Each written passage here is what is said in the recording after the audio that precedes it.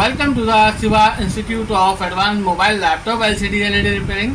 Student, आज मैं आपको दिखाऊंगा कि जब हमारे पास कोई भी डिवाइस शॉर्टिंग कंडीशन में आती है तो थर्मल कैमरे के द्वारा हमारा काम कितना इजी हो जाता है। तो जैसे कि आप देख रहे हैं यहाँ पे मेरे पास सनशाइन का एक थर्मल कैमरा है और जिसका मॉडल है LCA-D11। और ये कैमरे की रिक्वायरमेंट हमें होती है जब हम अपने काम को शॉर्ट टाइम में करना चाहें, क्योंकि ये हमें एग्जैक्ट बता देगा कि शॉर्टिंग कहाँ पे है। और सबसे पहले मैं चाहूँगा कि आप इसका व्यू अच्छे से दिखाएं कैमरे का। और जो भी हमने, चाहे आपका मोबाइल की पीसीबी हो, चाहे लैपटॉप की पीसीबी हो या एलईडी टीवी या कोई भी इलेक्ट्रॉनिक डिवाइस हो, आप इसके नीचे रख के बहुत ईजी वे में इसको देख सकते हैं कि हमारे पीसीबी में शॉर्टिंग कहाँ पे है। तो इसके लिए आप देखेंगे, सबसे पहले मैं अपने मॉनिटर में एक एप्लीकेशन खोल लेता हूँ थर्मल कैमरे की। और यहाँ पे आप देखेंगे इस तरीके से इसकी एप्लीकेशन खुलेगी और आप देखेंगे यहाँ पे हमारा कैमरे का व्यू आ गया। और सबसे पहले मैं आपको इसको नॉर्मल कंडीशन में दिखाऊंगा। और देखेंगे ये जो इसका बेस है वो मेटल का है, इसीलिए यहाँ पे आपने एक कवर रख लेना है ताकि जो आप डिवाइस रिपेयर कर रहे हैं उसमें मतलब ज़्यादा शॉर्टिंग ना आए। देखिए, सबसे पहले यहाँ पे मेरे पास एक मोबाइल की पीसीबी है और यहाँ पे मैं इसका ओरिजिनल व्यू दिखा रहा हूँ इस समय, जैसे कैमरे में होता है, लेकिन इसको मैं अब थर्मल कैमरे में कर देता हूँ। तो यहाँ पे क्या होगा, इससे ये चेकिंग में आ जाएगा। देखिए यहाँ पे ये ऑप्शन है थर्मल का।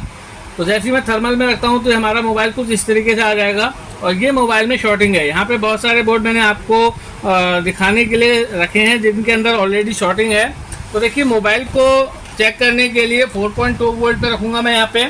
और जब मैं इसको एक तार नेगेटिव और एक तार पॉजिटिव देता हूँ बैटरी कनेक्टर पे, तो आप देखेंगे यहाँ पे क्या चीज़ शॉर्टिंग है। देखेंगे जैसे मैं रखता हूं तो यहाँ पे मुझे शॉर्टिंग दिख रही है। और जैसे कि आप देख रहे हैं यहाँ पे मेरा PFO लगा हुआ है और यहाँ पे मेरी एक IC लगी है, दोनों हीट हो रही हैं। देखेंगे, मैं चाहूँगा थोड़ा सा आप इसे जूम करके दिखाएं डिस्प्ले पे भी और कैमरे पे भी।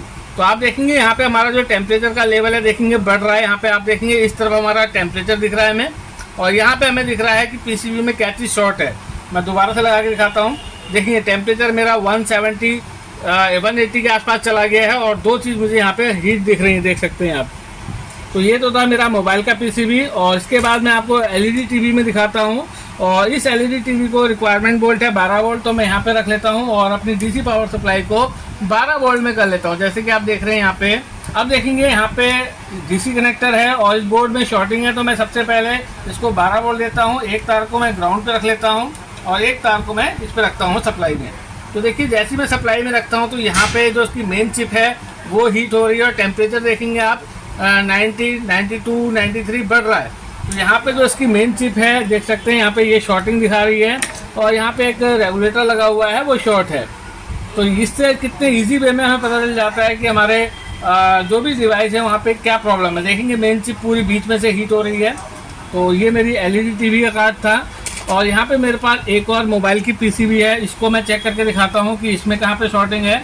देखिए, सबसे पहले मैं इसको फ्रंट में रख लेता हूँ और इसको भी चलने के लिए 4.2 वोल्ट की रिक्वायरमेंट रहेगी, तो यहाँ पे मैं 4.2 वोल्ट देता हूँ मोबाइल के लिए।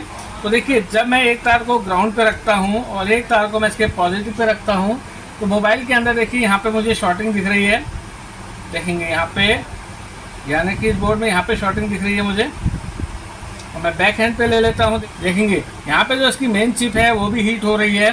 देखेंगे यहाँ पे मेरा ये जो चिप है, यानी कि यहाँ पे CPU लगा हुआ है, CPU शॉर्ट दिखा रहा है मेरा यहाँ पे ये। तो मैं और बोर्ड भी दिखा देता हूँ, जैसे कि आप देखेंगे यहाँ पे मेरे पास लैपटॉप मदरबोर्ड है और यहाँ पे मैं आपको दिखाऊंगा इनमें शॉर्टिंग को चेक करके। तो जैसे ये बोर्ड है और लैपटॉप की रिक्वायरमेंट वोल्ट 19 वोल्ट होती है, तो मैं अपनी डीसी पावर सप्लाई को 19 वोल्ट पे ले लेता हूँ। तो देखिए यहाँ पे 19 वोल्ट हो गई है। तो अब मैं यहाँ पे इसका जो डीसी कनेक्टर है, जैसे कि आप देख रहे हैं ये लगा हुआ है, तो यहाँ पे मैं सप्लाई दूंगा और देखते हैं कि इस बोर्ड में मुझे शॉर्टिंग मिलती है। तो एक तार को मैं ग्राउंड पे रख लेता हूँ और जो मेरे कनेक्टर की बीच वाली पोल है, देखेंगे यहाँ पे मैं पॉजिटिव देता हूँ 19 वोल्ट। तो देखेंगे जैसे ही मैं 19 वोल्ट देता हूँ, डीसी पावर सप्लाई जो है बैठ गई है और इसमें शॉर्टिंग का देखेंगे यहाँ पे जो इसका GMCH है वो हीट है। मैं दिखाता हूँ आपको दोबारा से करके।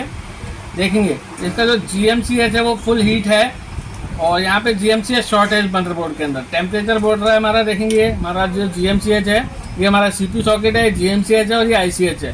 तो कंफर्म हो गया कि यहाँ पे शॉर्टिंग है। तो मैं दूसरे बोर्ड में दिखाता हूँ आपको। देखेंगे यहाँ पे मेरे पास एक सैमसंग का मदरबोर्ड है और इसके अंदर जो मैंने चेक किया था, इसकी एक तो पावर आईसी शॉर्ट थी और इसकी आईओ शॉर्ट है। तो मैं यहाँ पे वोल्टेज ना देख के केवल 3 वोल्ट दे रहा हूँ, जिससे हमें कंफर्म होगा कि मेरा जो आईओ है वो शॉर्ट है। और कैसे पता चलेगा, तो मैं आईओ के लिए, क्योंकि मेरी पावर आईसी शॉर्ट है, इसलिए मैं केवल 3.3 वोल्ट दूंगा। देखेंगे 3.3 वोल्ट आ गया है। और अब आप देखेंगे एक तार को मैं ग्राउंड पे रख लेता हूँ, और देखेंगे जहाँ पे मेरी पावर आईसी है और पावर आईसी का जो एलडीओ होता है 3.3 वोल्ट, उस कैपेसिटर पे मैं दे रहा हूँ। देखेंगे जैसे ही मैंने इसको यहाँ पे 3.3 वोल्ट दिया, तो आप देखेंगे मेरी आईओ जो है मेरी हीट हो रही है। देखेंगे टेम्परेचर 160-170 के आसपास चला गया है और देखेंगे मेरा जो आईओ है वो मुझे हीट दिख रहा है।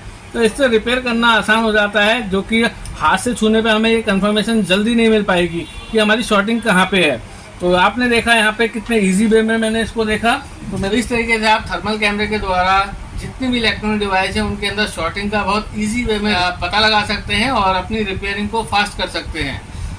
बिगनर स्टूडेंट मेरे चैनल को सब्सक्राइब कीजिए, शेयर कीजिए। अगर आपको चिप लेवल की रिपेयरिंग सीखनी है तो मैं अपने कोर्स का जो लिंक है वो डिस्क्रिप्शन में दे दूंगा, वहाँ से आप डाउनलोड कर सकते हैं और मेरे साथ आप जुड़ सकते हैं। और हम यहाँ पे आपको ऑनलाइन और ऑफलाइन कोर्स की सुविधा देते हैं। पूरा वीडियो देखने के लिए थैंक यू, धन्यवाद।